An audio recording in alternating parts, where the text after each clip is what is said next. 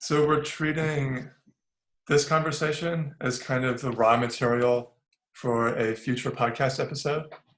I don't often record live for different reasons, but mainly because I like the kind of lack of composure that private conversation affords.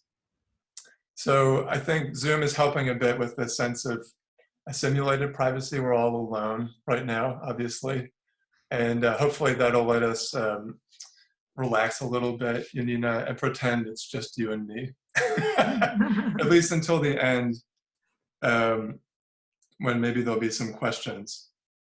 Okay, so my mic is recording. I'm just going to hit record on the Zoom call as well. So if you're just joining us now, my name's Matthew Blunderfield. I practice architecture at Henley Hill Brown Architects in London. I teach a studio at the Kingston School of Art with Simon Henley, and I host a podcast called Scaffold, supported generously by the Architecture Foundation.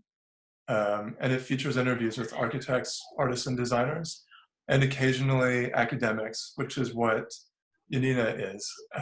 And I heard about a book that Janina had co-edited called Speaking of Buildings, Oral History and Architectural Research, from Adam Caruso, actually, who I'd interviewed recently for a future episode of the podcast. And I'd mentioned to him that I was interested in oral history and kind of thought of the podcast as maybe participating in some kind of oral history of architecture in London and, more broadly,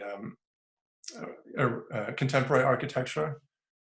And he mentioned this book, and he mentioned Janina and your co-editors, Naomi Stead and Deborah Vanderplaat, who are based in Australia and unfortunately couldn't join this conversation. But what we'll be doing is we'll be, boiling down what Janina and I covered tonight, and then adding in a conversation with Naomi and Deborah to be recorded offline later this week. And so, Janina, you're currently a senior assistant to the chair of the university, the History and Theory Department at ETH. But you have a Master in Human Settlements and a PhD in History and Theory in Architecture from University of Leuven in Belgium. And you were a lecturer in History and Theory at Hasselt. And you did postdoctoral research at the University of Queensland in Australia. And so you're a career academic, really, but you did study architecture before that. So just to kind of situate the conversation and who Janina and I are, hopefully that suffices, but Janina, feel free to add anything that I may have missed. Thank you. So I think what we're going to try and do is use the book as a loose structure for the conversation. And I think there'll probably be two streams to the discussion. One has to do with learning more about certain marginal histories in architecture, as well as the methods through which they have been uncovered and can continue to be uncovered. And we'll kind of go through chapter by chapter and unpack specific essays together. And this may kind of prompt tangents and further questions. So I guess just to start, the book, which again, if you're just joining, is called Speaking of Buildings, Oral History and Architectural Research. It starts with this introduction called A Short History of Silence, written by Janina, and it opens with this quote by the writer Rebecca Solnit, which I just want to read out loud. So she says, who has been heard, we know. But if libraries hold all the stories that have been told, there are ghost libraries of all the stories that have not. The ghosts outnumber the books by some unimaginably vast sum. And I think it's the premise of this book on oral history and architecture to try and discover those ghost libraries and using oral history as a tool for finding those libraries and uncovering those kind of minor narratives and bringing them to the center of the discourse. So I guess just to start, for me, what I'm curious about, first and foremost, is why for you, Janina, was oral history the key to this search for these ghost stories? I have to say, I didn't, maybe this is sort of a disclaimer, I did not get interested in oral history initially to uncover these ghost stories, I have to admit. I became interested in the method of oral history because throughout my PhD and throughout the postdocs that I worked on, I engaged in this method, or I used this method a lot in my research. And I only started questioning or interrogating the use of this method actually when I was engaged in a big oral history project at the University of Queensland, which was supposed to unearth the post-war architectural history of Queensland, so the state in Australia. And for this research, I had to interview about 60 architects, and I felt that there was a particular dynamic to these interviews because most of the architects that I interviewed were men. Most of them were in their 60s and 70s, and they were all quite, a bit bewildered or amused by a young Belgian woman interviewing them. And this, I thought, transpired in the interviews. And then I started questioning what effect would sort of this interpersonal aspect have on the resultant architectural historiography that we write. And that's how I started chatting with Naomi and Deborah, the co-editors of this book. And we thought, well, there seems to be very little research, particularly on how the method is used in architectural history and architectural research. And there is a massive amount of information on oral history research or methods in general. So that's why we started this research project, to see if we could combine the two and what it meant to use this method in architectural history or architectural historiography. And that's how we found that traditionally, of course, oral history is a method that sort of entered academia in the 1960s, and then it was used to write all these micro histories of people that had been ignored. But it seemed that if you look at the architecture books that are produced that use this method, it's often still to talk about people who already have a voice. It's often used to talk to architects or, mostly architects. So we thought there seems to be a sort of discrepancy between how the ethos of this method, the concept of this method, and how it is being used in our discipline. And that's how we sort of got into this. I must admit, it's not from the micro histories. It was more of an interest in the interpersonal aspects and the bearing that this might have on architectural historiography. In that introductory essay, you mentioned that the oral history interviews retrieve and rescue the stories of the building's co-producers. And that term was new to me. It was really interesting, though, to think of a building as being co-produced. So not only by the architect and the office of the architect, and not only by the critic who maybe writes about the building and distributes an understanding to a general audience about what the building is or what it means or how it lasts in history, but also the people responsible for constructing it and the people who live inside of it. And so you're kind of setting up in the introduction this ambition to understand a building and its historic position through this web of relationships between these different figures that are related to the building. Mm-hmm.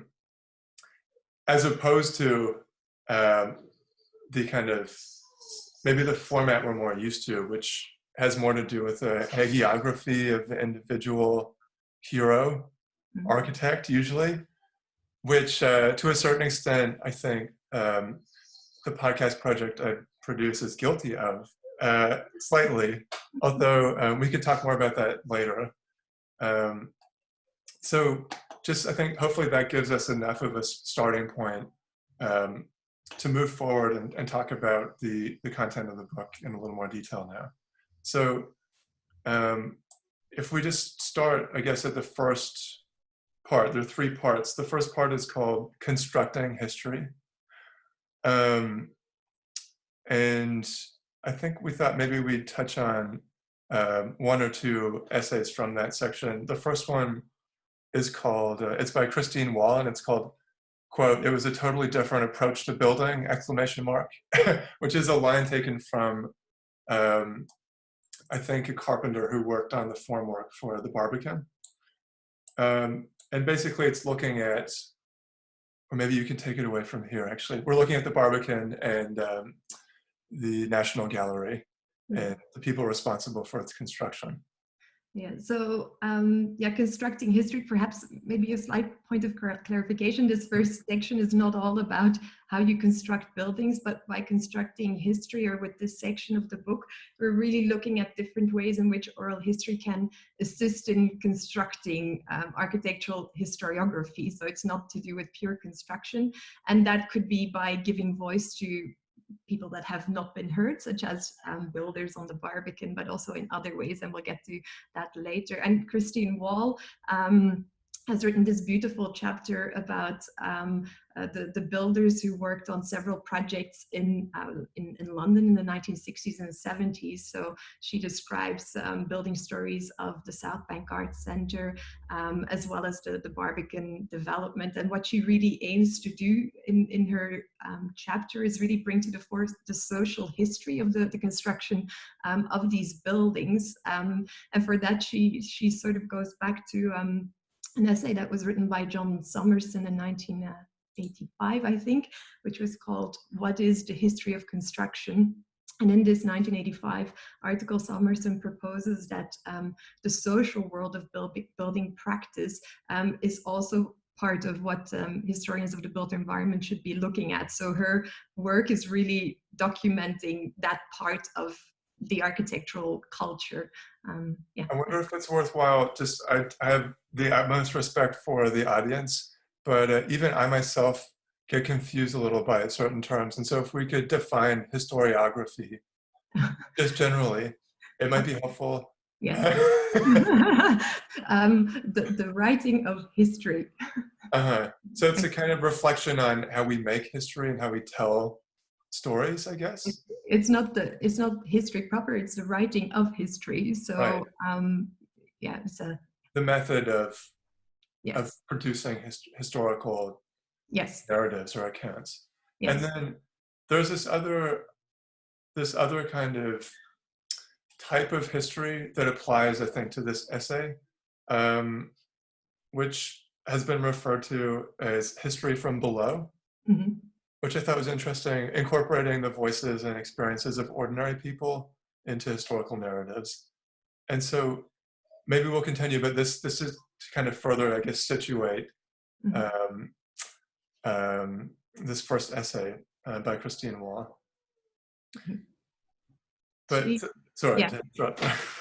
No, I think, well, I don't think that Christine really wants to criticize these buildings, but I think she very much wants to show that these buildings are, of course, revered by many people across the world. But I think in her chapter, she also says, if you maybe know the work that was required, and some of the work is quite dangerous and strenuous for the workers involved, and she wonders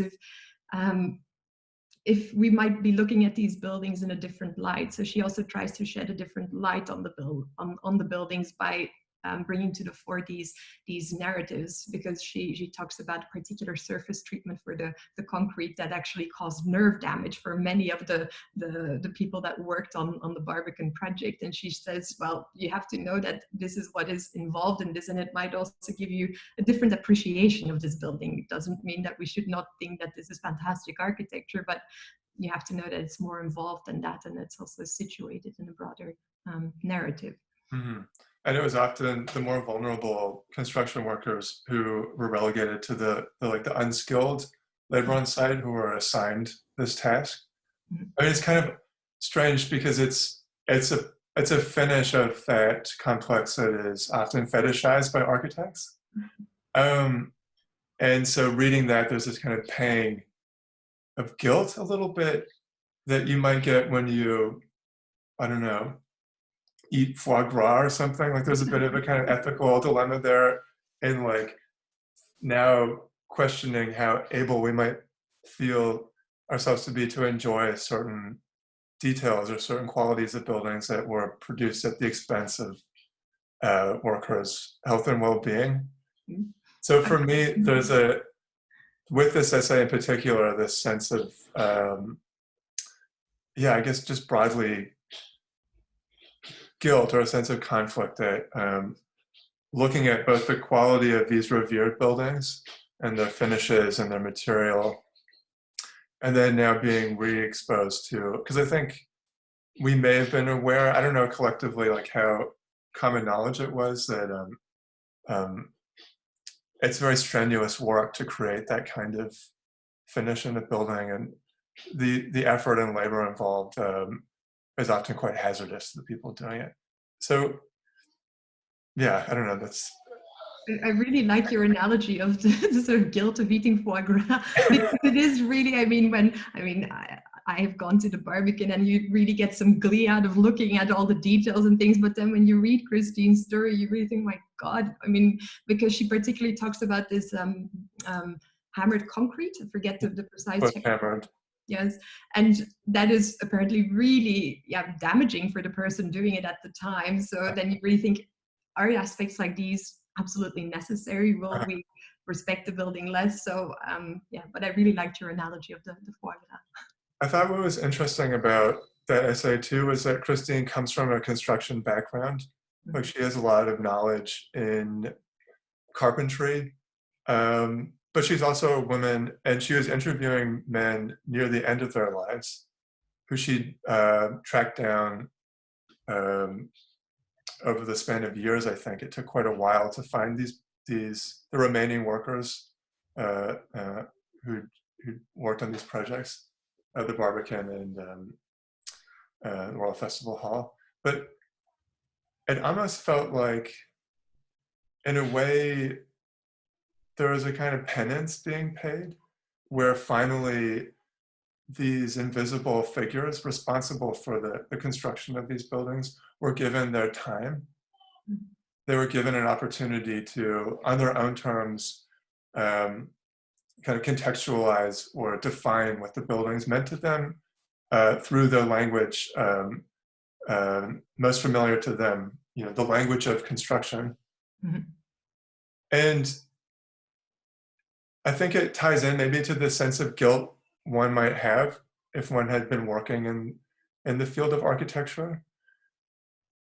But at the same time, like listening to Wall's account of how she extracted these narratives from these people, like sometimes it sounded like it was really kind of boring.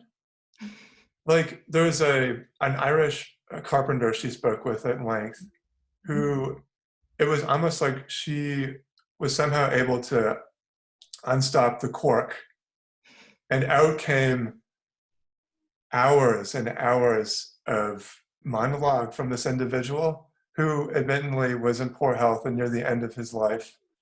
And it seemed like it was Wall's job to simply listen and kind of validate his position and his experience. And I think the transcript ran to around 20,000 words in the end. And I guess my question around circumstances like that is, beyond kind of paying a certain amount of penance and allowing for these individuals to, I guess, have a platform to express the ways in which they're co-producers of these projects.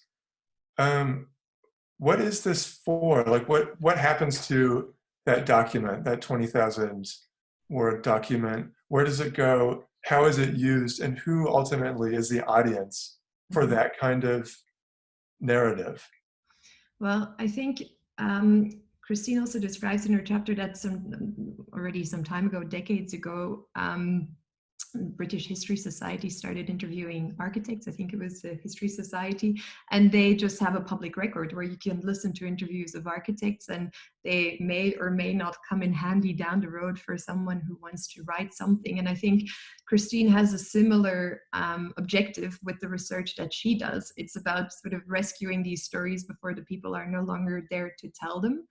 And I think that's also the nature of oral history research is maybe that you don't necessarily have an agenda going in, that you don't have a particular research question, although often as academics we do, but oral history research is really just affording people the opportunity to let them tell their story for whoever wants to listen to it and maybe take it further at a later point in time. So it becomes part of a repository, a collection of oral histories. Okay, so I mean, it's in a similar way to maybe how I see, to a certain extent, this interview functioning, and all the interviews I do where I feel like together we go in and we're extracting raw material. But you process it. You process it, yeah. And so I guess that makes more sense because there is so much, maybe less with this podcast, but I imagine more so with the kind of material that Wall had extracted, so much editing to be done in order to reform the raw experience of these individuals into something that is palatable and frankly is entertaining. And I think we'll talk a little bit later about the relationships between academic research and the kind of research that goes on in more popular outlets. So I'm just going to bookmark that tangent for a moment. But why don't we move on? How are we doing for time, actually? Okay. Yeah, let's move on. But bookmark that point to maybe discuss at the end. So should we talk about Helena Mattsson and Miki Schalk's essay? Yeah, I think that's also part of the first section of the three sections of the book, so the constructing history section. And their chapter really emphasizes how you can write a different sort of architectural history by bringing also the embodied character of oral history to the fore. And their chapter is, I think, a nice counterpoint to the ghost libraries, because they talk about ghost archives. So Rebecca Solnit said that for all the books that are in the library, there's imaginary ghost libraries for all the stories that have not been told. And what Helena Mattsson and Maaike Schalk point out is that there's actually also ghost archives, because there's many things that are not deemed important enough to enter into official archival collections. And they stumbled upon that when they wanted to research Tensta, which is a sort of suburb of Stockholm that was developed as part of the Million program. And they wanted to set up an exhibition. And they found that there was very little research available. So what they did in response to finding this archival silence is they started a non-profit organization called Action Archive, and the title already says it themselves. They wanted to actively construct an archive for Tensta to replace or to fill this archival silence, and that's basically what it's about. But in doing so, they use different methods, or they also explore the boundaries of oral history methods to actively construct the archive, and that's basically what that chapter is about. Yeah, they explain that they're trying to expand the notion of the interview or the dialogue as the basic method of inquiry in oral history, and instead are introducing the concept of actions. So that includes, and you probably already explained it, but as they say, speech, drawing, playing, making, to broaden the act of listening to include, as you said, embodied communication. So that actions become a choreography of objects. And so this kind of brings us almost outside of the auditory and into the body, which I find really interesting. And they actually designed a small kiosk or pavilion for these events to take place at. And in a sense, this small piece of architecture became a kind of sponge for different users to, I guess, input or feed into to a certain extent, as well as express parts of an archive that would otherwise have been overlooked. So in reading that essay for me, I felt totally enchanted by the possibilities of a project like that, which to me almost bordered on a kind of art practice that threw up more questions than answers and underscored, I guess, just how confusing and ambiguous lived experience is, and in a way how many strictures are put in place when we start to construct history, and that out of necessity, a clear narrative line needs to be made, or at least we think that. Well, as academics, we're forced in doing that, but I think what oral history does and why maybe we in our discipline look at it with a bit of skepticism is because it tends to muddy the waters a bit, as you say. It doesn't always result in a clear narrative. If anything, it leads to confusion and sort of multi-layeredness, but I think that is the interesting part of it, and I don't think we should shy away from that. And I think they show that beautifully in trying to unpack the different stakeholders and actors who were involved in setting up Tensta, how people have very different opinions and sometimes these opinions clash, and how do you then reconcile these contrasting and clashing opinions into a narrative that you can put forward as this is the history of Tensta. And I think they also beautifully show that there may not be one history of Tensta, but there's different stories that people can tell about it. Okay, let's move on to part 2, which is called Restitution Histories / Disrupting History. There's an essay in there called Oral History as Activism, the Public Politics of Spoken Memory by Karen Burns. Was that the one we said we'd talk about? No, but we can. No, sorry. I'm confusing. We're going to talk about taking my place, talking your place, race research and indigenous architectural history by Kelly Green. Would you like me to introduce it? Do you mind? Yeah. No, I don't mind at all. Kelly Greenup was actually a very good colleague of mine from the University of Queensland when I was still working there. And Kelly was looking at one particular group of people that you could say have been actively excluded from architectural history, and that's sort of urban indigenous populations in Australia. So for her PhD, she focused on an Aboriginal community living in Inala, which is a suburb of Brisbane in Australia.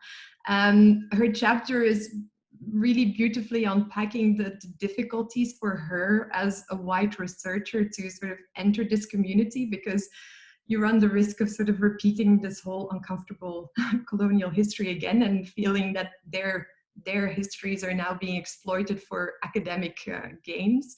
So she really interrogates her own unexamined whiteness in this process and how you can do that, and if there is actually a place for white researchers still to describe these histories and record these histories, or if this should be left to someone else. But in the end, she concludes, of course, as you know, that there is a place for that, because the alternative would be that there's just a silence and that you ignore them, and that's maybe not such a good way of approaching it. So yeah, that's what that chapter is about, I think, in a nutshell.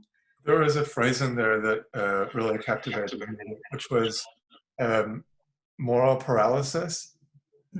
And this moment, as the interviewer, as the researcher, as the privileged white academic coming in and kind of wringing her hands over the colonial kind of implications of the work. I think, I mean, it's actually a very difficult experience to reflect eloquently on, but she manages to to do that. Yes.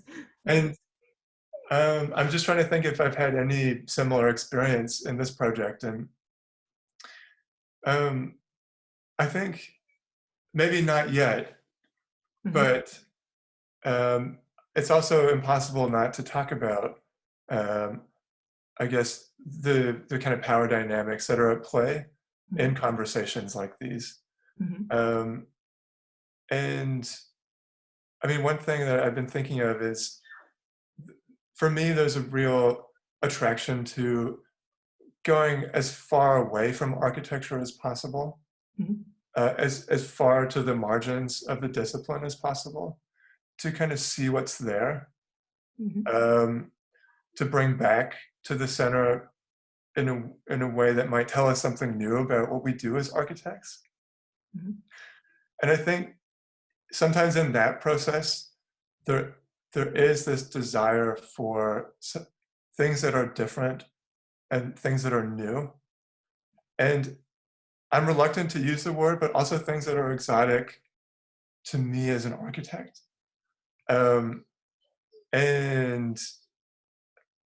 I don't know, I have had an instance, I guess, of speaking with, in this case, a painter who was transgendered, and had what was to me the most captivating kind of life story, and also very captivating work that, in my kind of strange logic, had something to do with architecture.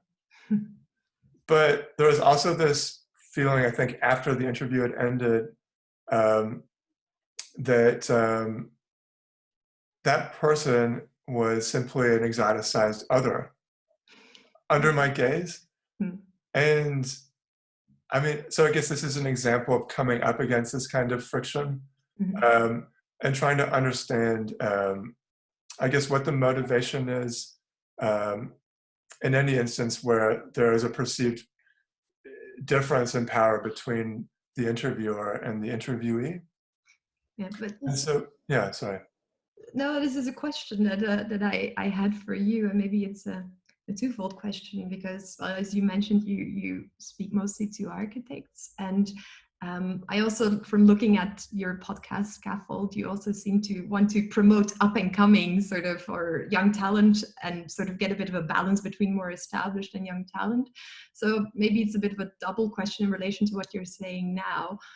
First, how do you select who you speak to? But also, I assume that because the podcast is very successful, it's very popular, that people are very happy to be interviewed by you. So basically, you hold all the cards. So whereas in my research in general, I'm in a very humble position, because I would like information from people I'm talking to, and I don't really feel that I hold any power over them. So anyway, that's sort of, maybe it's not a clear question, but how do you experience that? How do you select, and do you feel that it gives you a certain power also to make that decision as to who makes the cut and who doesn't? It's weird, because I don't think there is any power, actually. Because it seems a bit fabricated in a way. I mean, I started off interviewing, for the most part, people who were more marginal within what I call in my own head design culture, and where I fit kind of architecture in the center of that. So I think Adam Nathaniel Furman was the first episode in the project. But actually, the first person I interviewed was Charlotte Cooper, who is a performance artist and a fat activist. But she doesn't call herself a performance artist. She's actually a psychotherapist and a fat activist. But I saw her performing, and she publishes zines and poetry. But to me, she was also a designer, and the aesthetic of her work was so strong and so clearly rooted in contemporary culture that, in my mind, she was a kind of protagonist in the world of contemporary design as well. But then I was conscious that, well, like, who's going to be interested in this? This is kind of strange. And how relevant is this really to any kind of broader conversation that I want to have about architecture? And so slowly but surely, I started bringing into the fray architects of note. And that, I think, is where the power lies. It's absolutely not in me, because I am a total dilettante. Kind of bumbling around.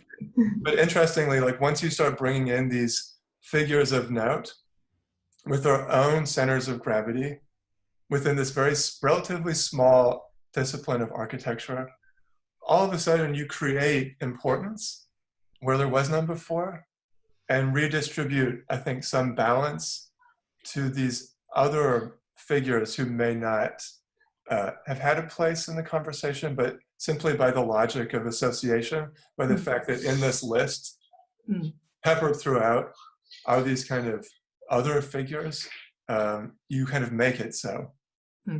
And so I guess just further to that point about power, I think it's happening in this web of, again, relationships, which in this case don't happen around a building, but instead happen around a collection of voices or conversations within this broader culture of design. I want to rein this back in now. Sorry. No, that's my fault. And maybe we can move on to the third part of the book, and talk specifically about an essay by, sorry, I have my notes in there. Igea Troiani? Yes, Igea Troiani. Spoken, not spoken, written, not written. This is about gossip and rumor in architectural history. And so could you kind of unpack that essay for us? Yeah, maybe I should also preface this by saying, Igea Troiani's chapter is in the third part of the book, which is called The Unspoken and the Unspeakable. And there's 4 chapters in this section, and each in their own way, these chapters address sort of what happens when words fail in oral histories.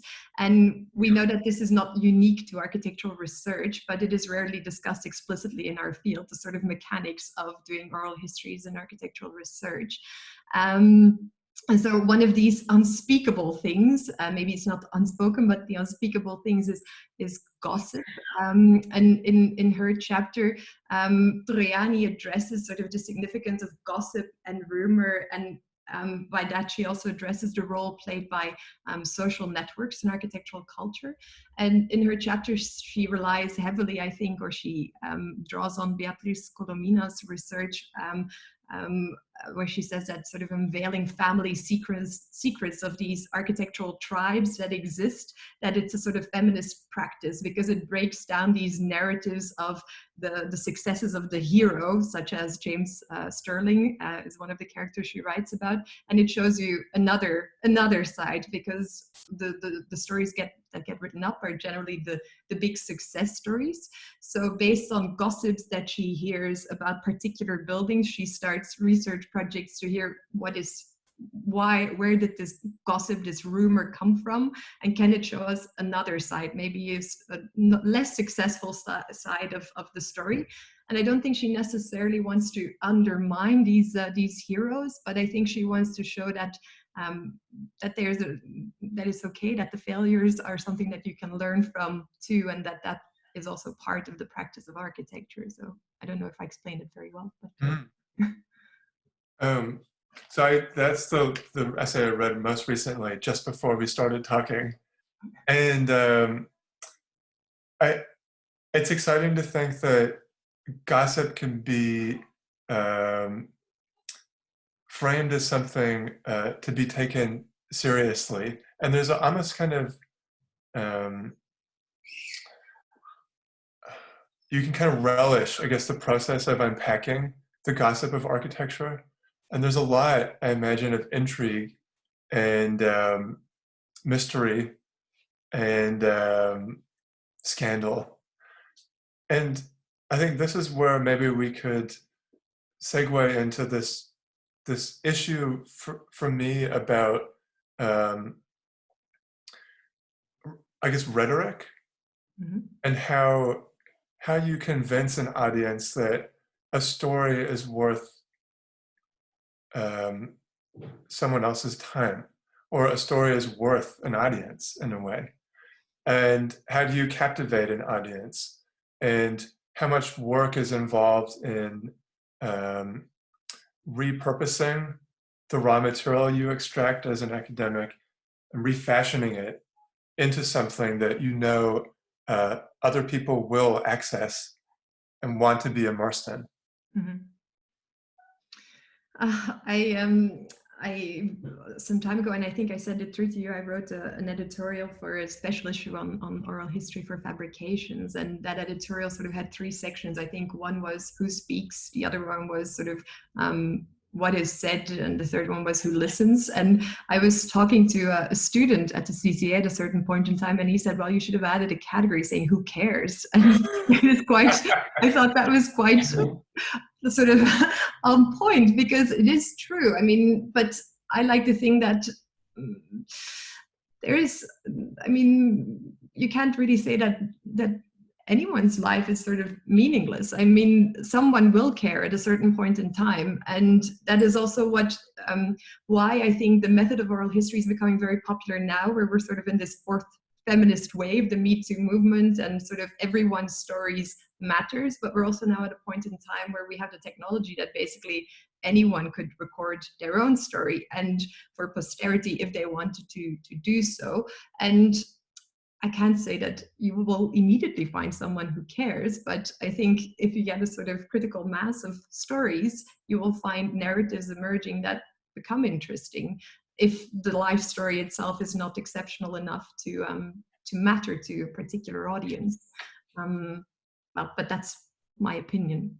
I mean, when we were preparing for this conversation, we talked a bit about Chris Ware's Building Stories, which I'm sure a lot of listeners will be familiar with. It's this kind of beautiful, large format comic book, which through a series of like very astoundingly rendered cross sections of buildings in Chicago, give you the stories of these everyday people who inhabit them. And then I also mentioned the podcast 99% Invisible, which started in 2010, which, as I'm sure most people know, again, is uncovering these kind of peripheral aspects of contemporary design. And they include, I guess it includes conversations about objects as well as individuals.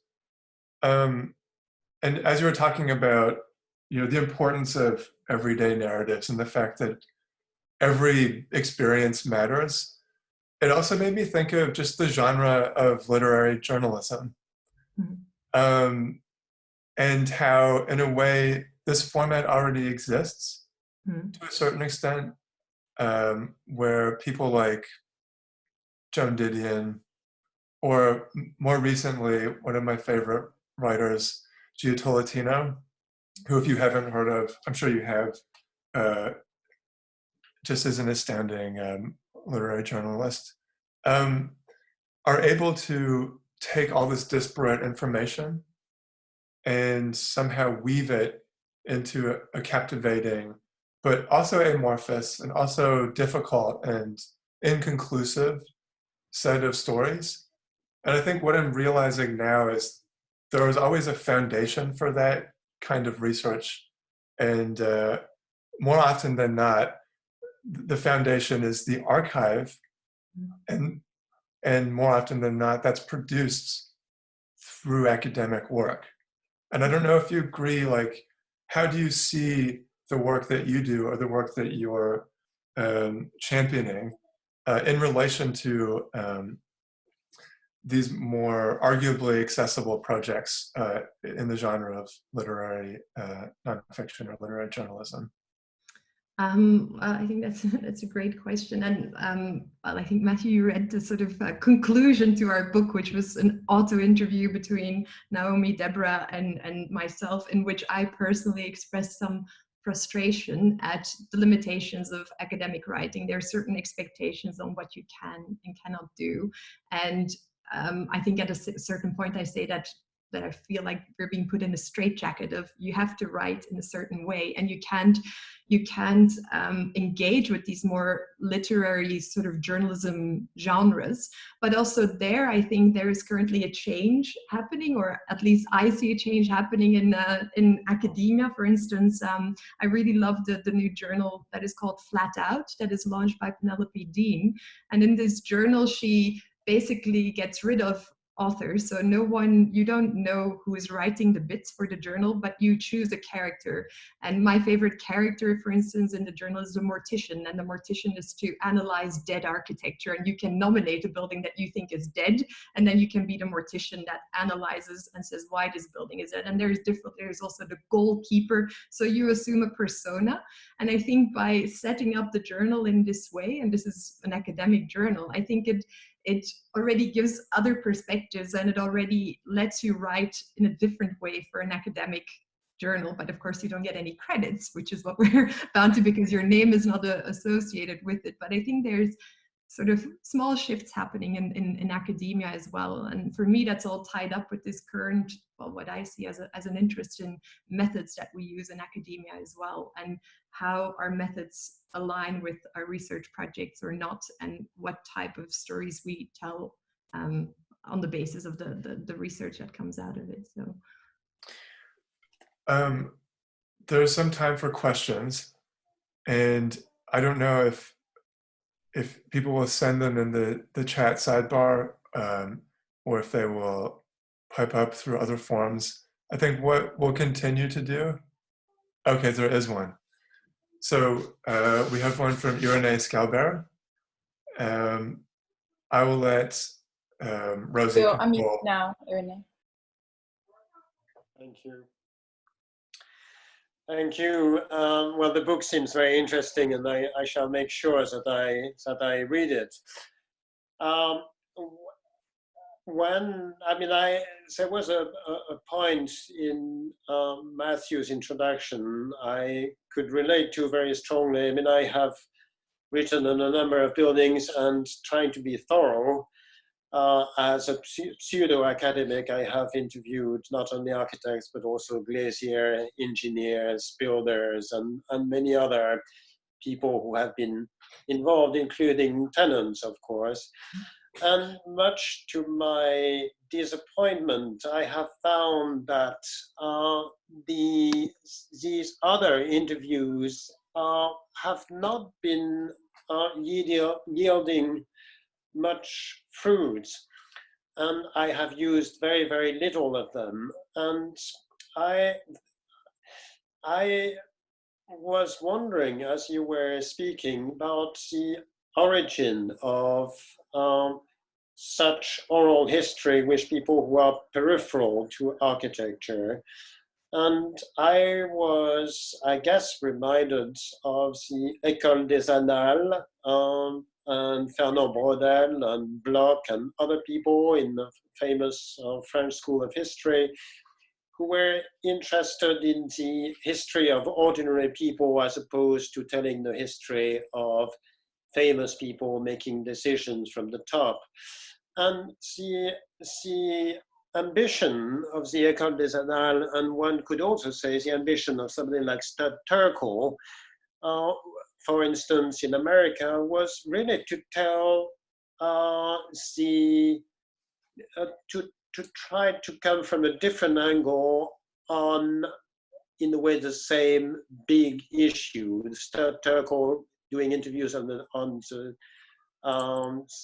Great Depression, and the École des Annales trying to write the history of the whole people.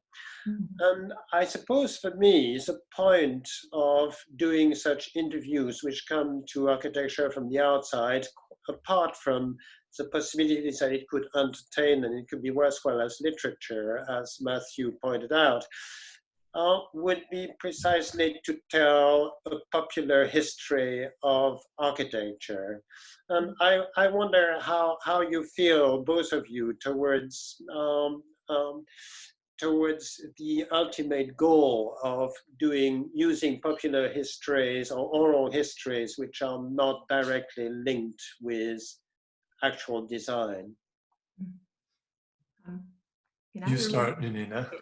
I maybe should clarify that Naomi, Deborah, and I are well aware that there's a sort of long history, that we're not the first ones to do this or think of this.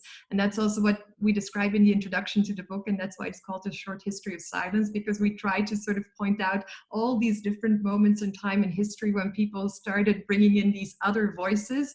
But for some reason, it still seems that the narrative that survives and the narrative that is taught at architecture universities, including here at ETH, is a narrative of the masters. So in spite of maybe 60 years of trying to bring in these other voices, we still are stuck with these, we still have these master narratives, the grand narratives.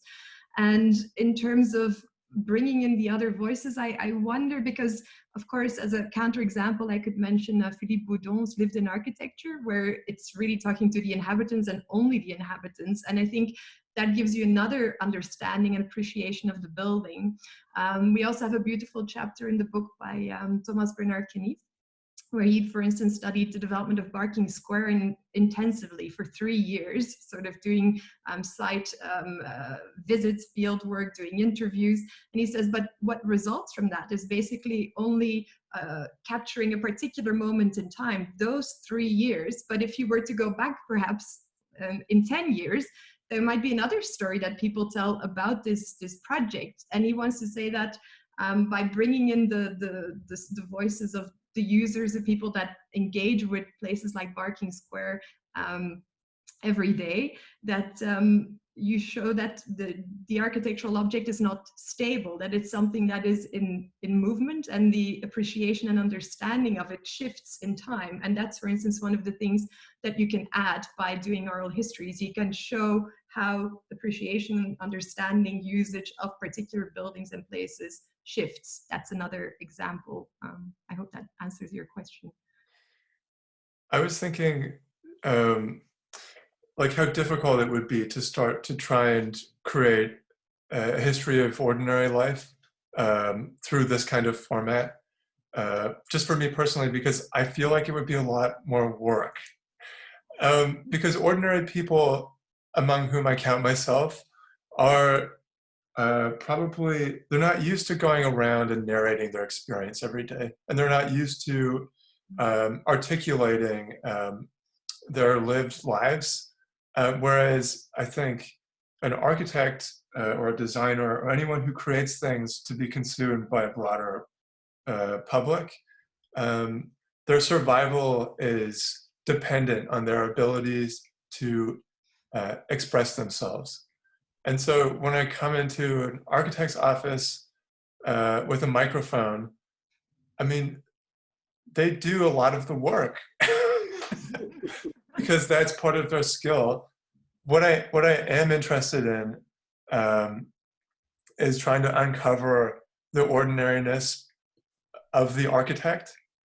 And almost in a way, I like the idea of trying to diminish the architect and find some pathos in the figure of the architect as yet another banal, ordinary, and melancholy individual. And so what I've been excited by is the possibility of finding an architect near the end of their career and then finding a building that they'd helped produce probably near the beginning of their career. So hopefully most of the other people who could, for whatever reason, sue for libel or defamation or whatever would have passed away. And to walk through the building with them and have a conversation.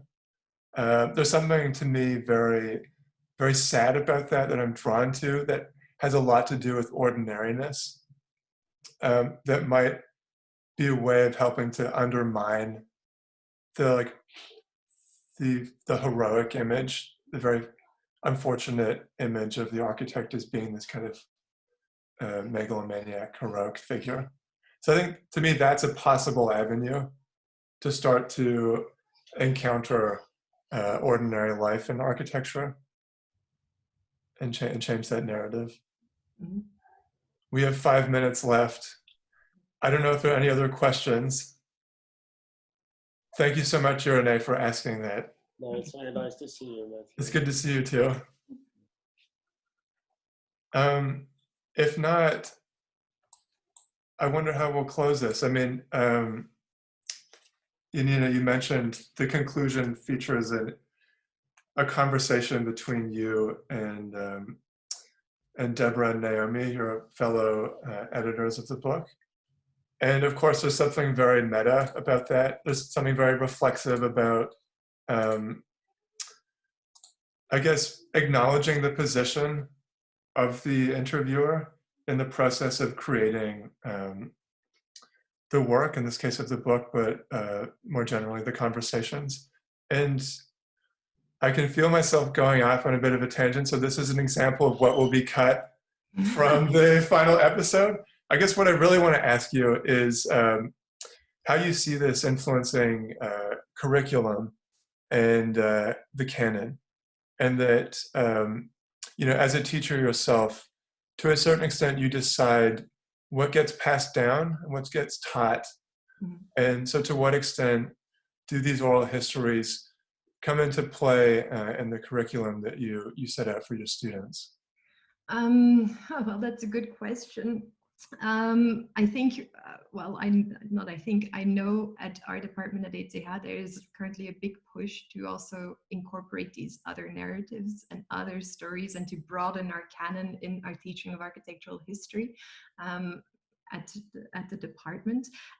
Personally, I bring this in by actively using the students, or I've done in the past, as my own personal army to collect stories of inhabitants, of users of buildings, of people that contractors. So I think, and get them excited that way about what you can find out by talking to other people about architecture. That's not just architects that have something to say about it.